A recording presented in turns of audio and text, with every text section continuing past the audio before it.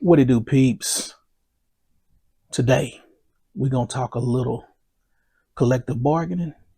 We're going to talk about Dominique Malonga, forward center for the Seattle Storm, Kayla McBride, guard for the Minnesota Lynx, and Terry Carmichael Jackson, executive director of the Players Association. So let's get on that bus and let's get to rolling.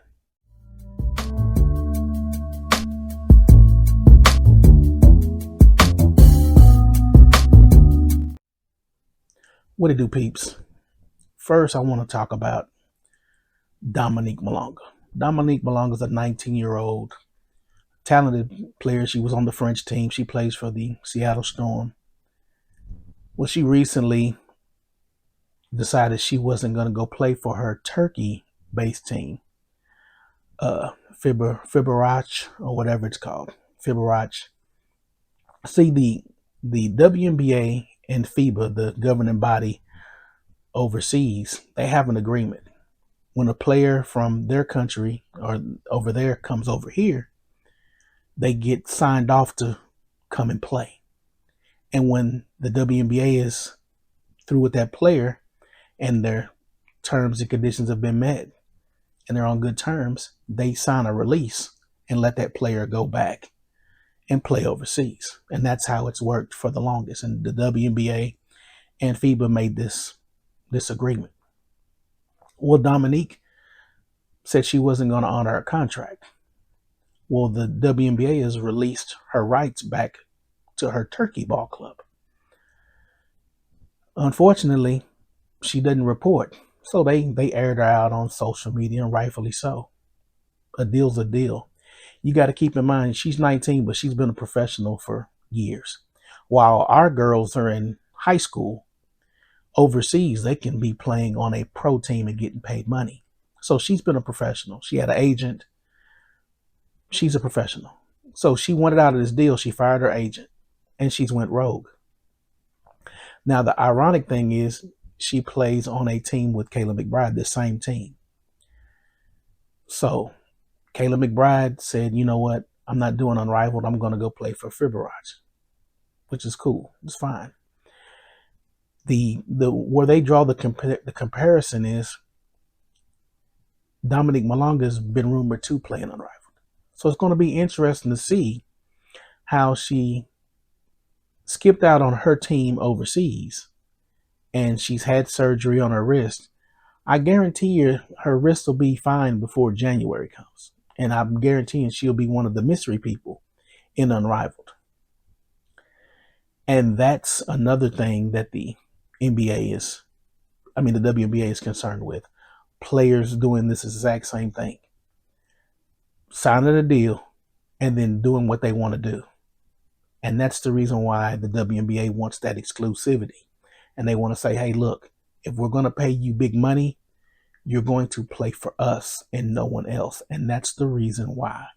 Because the WNBA still understands it's going to be a global game. You got a few teams in your league. These leagues have massive amounts of players. So when it goes global, you're going to need ball clubs to compete with these foreign teams. America is still the choice destination of a basketball player. Don't get these foreign leagues twisted. If you watch any of their games, our players dominate those players over there. Michaela Timpson, for example, looks like a freaking dominant star like Shaq over there, hooping, dominating. Kayla McBride, great player. Kayla McBride's 32 years old. Excuse me. She's 32. She'll be 33 during the season if they have one next year. Kayla McBride played 14 games in Unrivaled. She left Unrivaled, went straight to Turkey to catch on with Fiberac in their playoffs. She played 2 playoff games. When she came back to the States, she came back, missed a couple games because she was fatigued to start the season. She played 35 games this season, including the playoffs. As soon as the playoffs were over, she flew back to Turkey. Well, she flew to Hungary. She played 3 games for Hungary. She played 3 games for Turkey, and then she joined Fibarach in the Turkish league, in the Euro League. Excuse me. And she's already played 2 games. Probably another game since I'm recording this video. Their league will play from now until around April 19th. They go in rounds, so it's almost like a tournament. So her team is one of the better teams in this league. They've won 2 titles in the last 4 years. So they'll be in the end of this tournament. So Kayla McBride will potentially play almost basically a whole NBA season spread out. The WNBA season starts in May. She'll come back for that with barely any rest and be commanding a top salary of 500 plus. And she's going to be turning 33. Now you ask yourself this, would you want Kayla McBride on your team and she's wearing herself out playing basketball all year round, and then when it finally comes to the WNBA, you don't have anything to give? You're gassed. You're spent. You've not given your body any rest. See Kelsey Mitchell. Played in China for a number of games, got hurt her finger, sat out. WNBA season starts, they bring up the finger. And then she locks up in the playoffs in game 5. You gotta rest your body. That's another thing that the players aren't really talking about, but the league knows, and the league is watching, and it's happening in these bargaining committee meetings. They're talking about the excess wear and tear on these players. If you go watch any player, all these players, as soon as their seasons were over, they were on flights going to play in Australia, Turkey, and Europe. Ariel Powers just started playing last week. Michaela Timpson's been playing for a couple weeks. Lucy Olsen, who plays for the Washington Mystics, she's in Australia playing. They're playing all over. Imagine those girls that just finished college in the spring, like Lucy Olsen, Kayla Timpson. You played a full college season, and you played, whether you played sparingly or not, you played in a number of WNBA games, hardly any rest after your season was ended, and then you hop on a plane to go play more basketball. That's what the league does not want when they make this heavy investment in these women. Terry Carmichael Jackson, executive director, she said last month Unrivaled wasn't a threat to the WNBA because they play at different times and they play a different style of basketball. It sounded nice on paper. Unfortunately, if I was a player in this union, I would file so many lawsuits against my union. I'm going to give you some numbers, some dates, and they're important. The WNBA season ended on October 11th. When the season ends, the league, by the contract, is authorized to pay the Players Association a payment. See, each team has a salary cap, and it's set by their contract. So collectively, say the salary cap all together with all the teams, all 13 teams, say it's $15 million. But say payroll wise, as a league, the teams only spent 12. The league is authorized to give the Players Association the $3 million that was left over. That $3 million is to be distributed amongst the players. Not many people know that, but it's in their contract. The league has 60 days from the end of the season. So they have 60 days from October 11th to give this payment to the Players Association. That's key, to the Players Association. The Players Association then has 30 days to give the league a statement on the proposed payout to said players. The Players Association is responsible for letting the league know we paid Asia this, we paid Caitlin this, we paid Ariel Atkins this. That's what the Players Association is supposed to do. Also, 60 days from October 11th, the revenue share, the revenue report is given to the Players Association. So when you hear them say they don't know what the numbers are, they're lying. They get this within 60 days, no later than 60 days from the end of the season. They get the payout. 60 days, excuse me. They get the payout, the revenue payout. They get their payout from their share of the revenue. 60 days, within 60 days, no later than 60 days. They have 120 days to report basically what they gave the players back to the league. This is the Players Association. So the league is not responsible for paying the revenue portion out. It is the Players Association. Keep that in mind. It's the Players Association. They just have to give the statements to the league because of the IRS.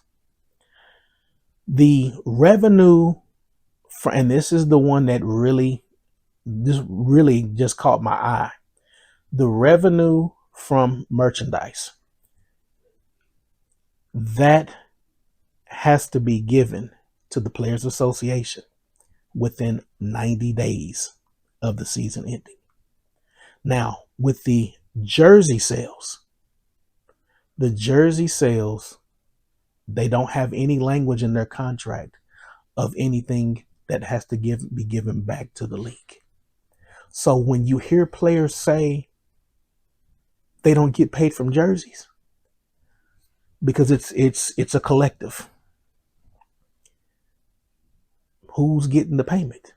The Players Association. Keep that in mind.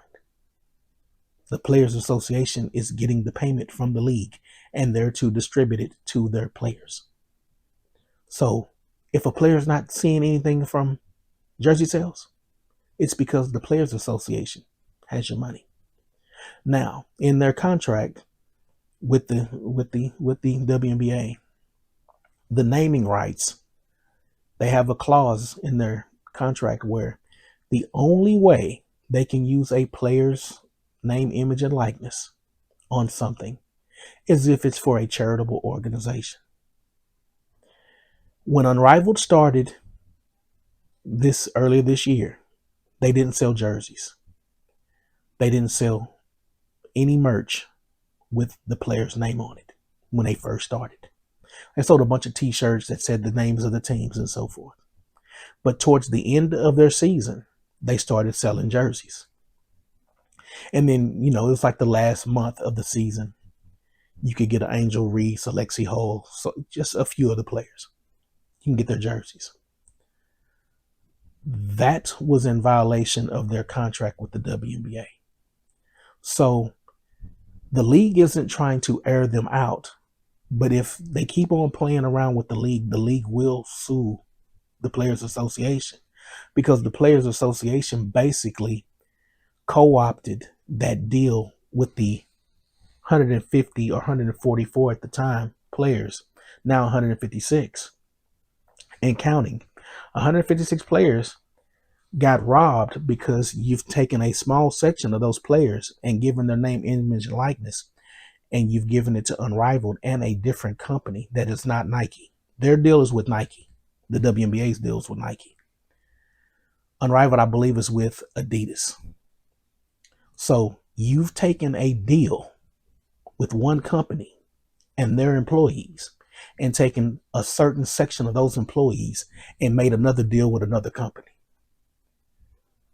Terry Carmichael Jackson, you are corrupt as Aneka, Nafisa, and Brianna. It's in black and white. It's plain as day. Your players are young. You're taking advantage of the younger players in your league, and you've been doing it for a long time. And it's about to come to a head. When these owners get fed up with y'all's crap, they're going to throw the hammer down. And if any of these players ever read this contract and realize that they get revenue from jersey sales, regardless of how many jersey sales they sell, they get revenue. They should start calling lawyers and filing lawsuits. If they realize that they get money from a team not spending their full cap amount, they need to file lawsuits, because somebody is pocketing that money, and it ain't the league, it's the Players Association. But I just wanted to drop this video real quick, let you guys know that, remember, October 11th, 60 and 90 days from this, they're supposed to get 3 payments. Revenue share, they're supposed to get the excess from salary cap that wasn't used, and they're supposed to get their licensing fees from merchandise sales. All 3 they've always had. Either you're lying, or either you're clueless when you hear these players talk about what they don't get, because it's in black and white and they get all of it. But that, along with the Kayla McBride, is a perfect example of a player that's just wearing herself thin, and then she's going to want a big paycheck, and I'm going to be like, no, you can't go over there and play like that and then come back here and give me half effort. Dominique Malonga is a prime example of a player making a deal and then backing out of it, and then is going to make another deal.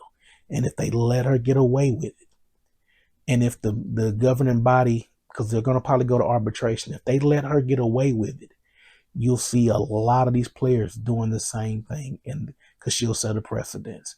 But I just wanted to make that clear to you guys, because I like talking about the bargaining aspect, and I like going through their contract.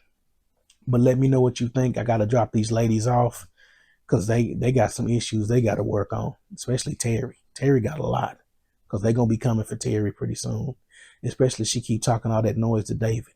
When David get through with this little FBI thing and go to Congress and talk and do the dog and pony show, he gonna come back and tell Kathy, I ain't playing with him. Light him up soon.